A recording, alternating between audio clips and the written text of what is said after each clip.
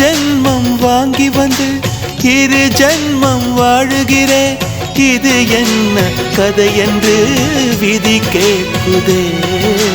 மாயமா என் கண்ணீர் மாறுமா? எங்கேயோ தொலைந்த விதை இங்கே வந்து பூத்ததென முல்லை பூ என்றிருந்தேன். முள்ளோடு பாய்ந்ததென்ன நான் உடன் நிற்க நிழல் என்னை தூரத்த உயிர் தியக்கும் பயணம் என்ற திருப்பத்தில் முடிவது ஓய்ந்தது. என் கால்கள் ஓய்ந்தது, தீர்ந்தது, கண்ணீரும் தீர்ந்தது.